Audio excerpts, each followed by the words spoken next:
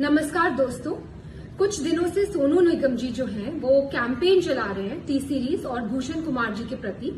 तो इस सिलसिले में मैं ये बोलना चाहती हूँ कि टी सीरीज ने आज तक हजारों कलाकारों को ब्रेक दिया है जो कि आउटसाइडर्स हैं, जो इंडस्ट्री से नहीं जुड़े हुए।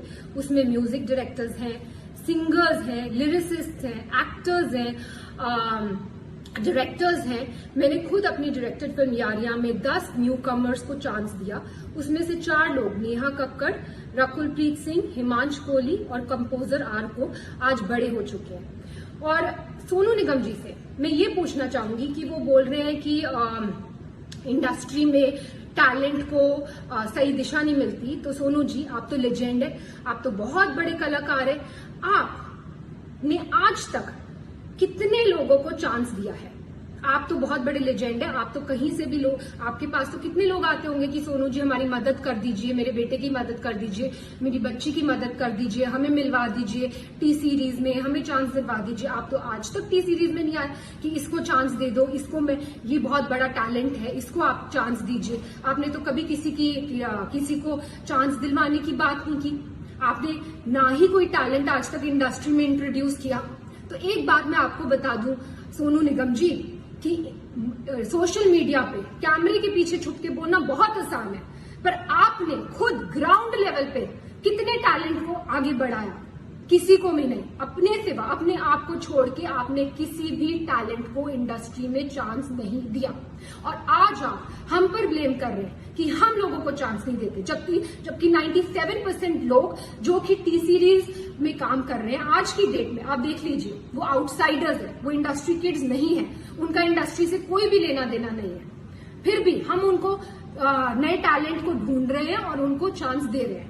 दूसरी बात जो आपने बोली अपने वीडियो में, वो आपने ये बोली कि भूषण जी आपके पास आए और उन्होंने आपसे कहा कि भाई प्लीज मुझे बाला साहब ठाकरे से मिलवा दीजिए, प्लीज मुझे स्मिता ठाकरे से मिलवा दीजिए, प्लीज मुझे सहारा श्री से मिलवा दीजिए। मैं आप सबको ये बताना चाहती हूँ कि सोनू निगम जी खुद 5 रुपए में दिल्ली की रामलीला में गाना गाते थे। वहां से इनको स्पॉट किया गुलशन कुमार जी ने। उन्होंने इनका टैलेंट पहचाना, इनको टिकट्स दी फ्लाइट की, इनको बॉम्बे बुलाया और इनसे कहा गया कि बेटा मैं तुझे बहुत बड़ा कलाकार बनाऊंगा।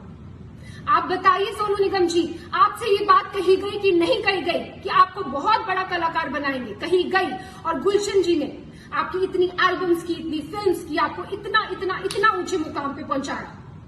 पर आपने क्या किया ये मैं अभी बताती हूँ। उससे पहले मैं अपने कुक शेरू को बुलाना चाहूंगी। ये शेरू है और ये शेरू, मैं तुमसे पूछना चाहती हूँ कि तुम कहाँ से हो? हाँ जी, जी मैं मधुबनी बिहार से हूँ। और तुम कितने साल से टी सीरीज में हो? मैं 1988 से मैं टी सीरीज में हूँ जी। तो तुम मुझे क्या बता रहे थे सोनू निगम जी को? सोनू निगम जी के बारे में मुझे मालूम है बेटा। मैं जब आप लोग नहीं थे तभी गुलशन जी ने इनको दिल्ली से बम्बई लाए थे। मैं गुलशन जी के साथ ही उस टाइम में था, गुलशन जी भी नहीं थे उस टाइम में। मैं गुलशन जी के साथ, मैं वो लोग बम्बई में रहते थे। सोनू निगम जी आए थे, उनके पास वो ऐसे छोटी स्कूटी होती है ना, उस भी आते थे। हमने हमारे ऑफिस में वो रिसेप्शन में बैठे रहते, कितना भी साहब आते थे तो उनसे मतलब मुलाकात करने, कभी कोहली जी से, कभी मुकेश वगैरह, उनसे बातें करते रहते थे। घंटों घंटों लाइन में बैठे, मतलब वो उनसे बातें करना। फिर धीरे धीरे साहब आते, फिर साहब ने उनको बोला था कि मैं मतलब काम कराना है उनके साथ। काम कुछ बहुत दिन के बाद साहब ने भी 2-4 महीने के बाद साहब ने उसको भी आगे काम दिया। बहुत सारे एल्बम बनाए, बहुत फिर फिल्मों में चांस दिया, बेवफा सनम वगैरह बहुत हिट हुए उस टाइम में। तो बहुत आज नाम बन गया। बहुत बड़ा नाम हो गया। मतलब जब से मतलब ये जो भी है आज, ये जो भी है सब गुलशन जी की वजह से ही है मेरे हिसाब में। हाँ जी। सोनू जी की आप जानते होंगे ये हमारे घर के कुक है और 88 से ये हमारे घर में।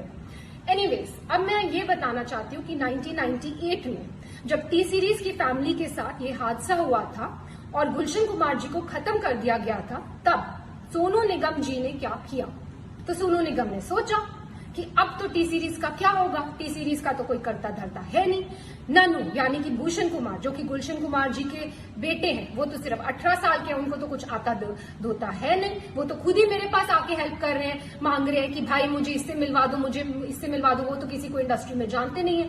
तो ये कंपनी तो खत्म होने वाली है। तो भाई मैं पहले अपने आप को सेफ गार्ड कर लूं, तो इन्होंने जाकर एक दूसरी म्यूजिक कंपनी के साथ, इनकी मतलब कोई भी वो नहीं थी, कोई भी इनको थैंकफुलनेस नहीं थी कि टी सीरीज ने मुझे इतना आगे बढ़ाया। आज टी सीरीज फैमिली में इतनी बड़ी प्रॉब्लम आई है तो मैं इनके साथ खड़ा रहूं, मैं भूषण की हेल्प करूं और उसको मिलवाऊं लोगों से। रादर ये तो खुद दूसरी कंपनी के साथ जाकर इन्होंने एल्बम कर ली और भूषण इनके पास आकर मदद मांग रहे कि भाई मुझे ये कर दे वो कर दे, और इस मदद का एहसान ये आज जता रहे हैं, वीडियो बनाकर जता रहे हैं कि तूने मुझसे ये मदद मांगी। एनीवेज, तो भूषण जी ने इनसे मदद मांगी कि भाई प्लीज मेरे लिए दीवाना एल्बम कर दो, क्योंकि ये तो भाई पूरी तरह से एहसान फरामोश होकर दूसरी कंपनी में चले गए थे। और इन्होंने जब अब इन्होंने एटीट्यूड दिखाया कि वो मेरे सामने आए, मुझसे मदद मांगे, और मदद इन्होंने करी भी और उसका भी एहसान जता रहे हैं, इन्होंने दीवाना एल्बम करी। ठीक है, फिर उसके बाद इन्होंने जो वीडियो में दूसरी बात कही वो ये कही है कि भूषण जी ने इनसे मदद मांगी कि भाई मुझे अब्बू सलीम से बचा ले। अब मैं आपसे ये पूछना चाहती हूँ सोनू निगम जी कि अब्बू सलीम से बचाने के लिए भूषण जी आपके पास क्यों आए? प्लीज इस बात पे तहकीकात की जाए। क्या सोनू जी के रिश्ते थे अब्बू सलीम से? डेफिनेटली थे, तभी तो वो उनके पास मदद मांगने आए, और इन्होंने खुद अपने वीडियो में बोला है कि वो उनके पास मदद मांगने आए। नेक्स्ट चीज जो मैं ये बोलना चाहती हूँ कि सोनू जी ने बोला है कि भूषण जी पे एक लड़की ने आरोप लगाया मीटू का, और उसके बाद वो आरोप वापस ले लिया गया और भूषण जी ने माफिया की चाल चली, पर मीडिया को सब पता है, मतलब भूषण जी मीटू रेपिस्ट है, लेकिन ये बात माफिया ने दबा दी। अब मैं आपको ये बताना चाहती हूँ सोनू जी कि मीटू एक बहुत ही अच्छी मूवमेंट थी जो स्टार्ट की गई इसलिए ताकि सोसाइटी में जो ऐसे लोग हैं, जो बुरे लोग हैं, उनका सफाया हो सके। पर इस मूवमेंट का बहुत सारे ऐसे लोगों ने फायदा उठाया, पैसे ऐंठने के लिए, ब्लैकमेल करने के लिए, किसी को किसी से वेंजेंस है तो किसी लड़की के कंधे पे बंदूक रख के चलाने के लिए, और ऐसे ही हमें बहुत सारी ब्लैकमेलिंग कॉल्स आई मीटू के टाइम पर।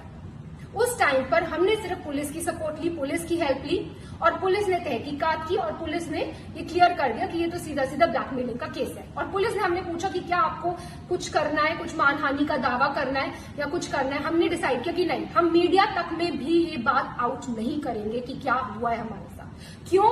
क्योंकि हम खुद किसी लड़की को डाउन क्यों करें, हम किसी लड़की को क्यों उसको इस तरह भरे बाजार में उसकी इज्जत उतारें।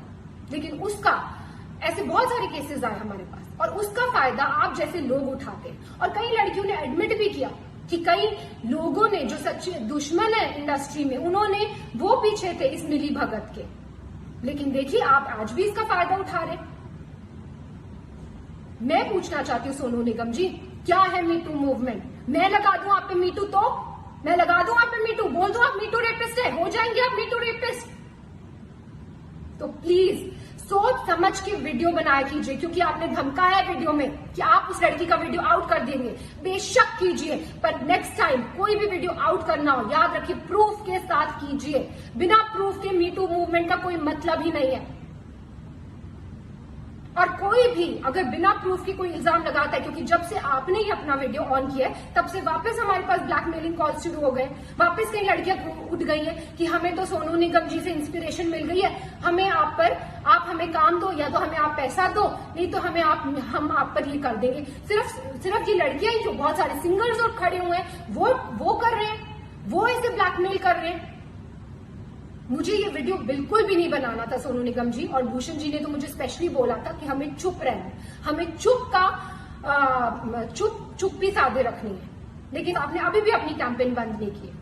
आज भी हम कोशिश करते हैं टी सीरीज से कि 80% लोग 100% लोगों को चांस दे, पर कई बार लोगों को काम नहीं मिल पाता बिकॉज सो मेनी रीजंस। किसी म्यूजिक डायरेक्टर, कोई धुन में कोई कलाकार जाता है, कोई धुन में कोई कलाकार जाता है। 80% लोगों को तो काम मिल रहा है ना मार्केट में, जो 20% को लोगों को काम नहीं मिल रहा वो कोई भी शुरू हो जाएगा, कोई भी किसी पे भी आरोप लगा सकता है। तो ऐसा माहौल है। और आपने जब अपना वीडियो ऑन किया तो मैं आपको बता दूं कि मेरे साथ क्या हुआ। मेरे हस्बैंड के against death threats, social media पे डेथ थ्रेट्स, मेरे लिए रेप थ्रेट्स, और मेरे बच्चे के लिए थ्रेट्स। मैं क्यों सहूं ये सब? मैं क्यों सहूं अपने बच्चे के लिए थ्रेट्स? और अभी भी आपकी कैंपेन बंद नहीं हुई है, अभी भी आपकी कैंपेन जारी है। आप इतने सारे सिंगर्स को अभी भी इकट्ठा कर रहे हैं और उनको एक गठबंधन बना रहे हैं और उनको बहका कर जिनको काम नहीं मिल रहा फॉर वट एवर रीजन, उनको काम इस बात में लगा रहे हैं, इस पब्लिसिटी लेने के ये मुद्दे में लगा रहे हैं कि उनके आपके साथ मिल जाए और टी सीरीज को हम कैसे खत्म कर दें, भूषण कुमार को हम कैसे खत्म कर दें। एक बात मैं आपसे कहना चाहूंगी सोनू निगम जी, आप किस टाइप की हैं ये तो आपकी बीवी ने क्लियर कर दिया था। उन्होंने खुद आप पे, आपको याद है, आपकी बीवी ने खुद आप पे इल्जाम लगाए हैं। प्लीज याद कीजिए उन इल्जामों को, आपने पब्लिकली जो आपकी बीवी ने आप पे इल्जाम लगाए थे और फिर आप दूसरों पे इल्जाम लगाइए। और मैं बिल्कुल, जैसे कि मैंने कहा, मैं बिल्कुल इस हक में नहीं थी कि मैं ये वीडियो बनाऊं, लेकिन इतनी मैं कश्मकश में हूं, क्या करूं, बनाऊं ना बनाऊं, ये सच्चाई लाऊं कि नहीं लाऊं। फिर मुझे फाइनली गीता से मुझे मेरा आंसर मिला। गीता में जब अर्जुन भगवान कृष्ण से पूछते हैं कि मुझे ये युद्ध नहीं लड़ना है, ये युद्ध लड़के किसका फायदा होगा, तो भगवान कृष्ण अर्जुन को समझाते हैं कि एक योद्धा के लिए धर्म से बढ़कर युद्ध लड़ने के अलावा और कोई बड़ी चीज नहीं है। अगर तुम युद्ध नहीं लड़ोगे तो तुम अपना यश गवाओगे, तुम्हारा अपयश होगा, संसार में लोग तुम्हारे अपयश की चर्चा करेंगे और तुम्हारे दुश्मन हर तरह के कटु वचन बोलकर तुम्हारा वर्णन करेंगे। और वही हो रहा है, सब लोग कटु वचन बोल रहे हैं, सारी दुनिया। जैसे कि मैंने बोला, मुझे रेप थ्रेट्स आ रहे हैं। तो मैं ये कहना चाहूंगी कि जितने भी आप सिंगर्स को, म्यूजिक डायरेक्टर्स को, जिनके पास आज कोई काम नहीं है, उनको आप भड़का रहे हैं, उनको भड़काना बंद कीजिए, क्योंकि अदरवाइज रणभूमि ओपन है। किसी को भी पब्लिसिटी के लिए इस रणभूमि में आना है, युद्ध ऑन है।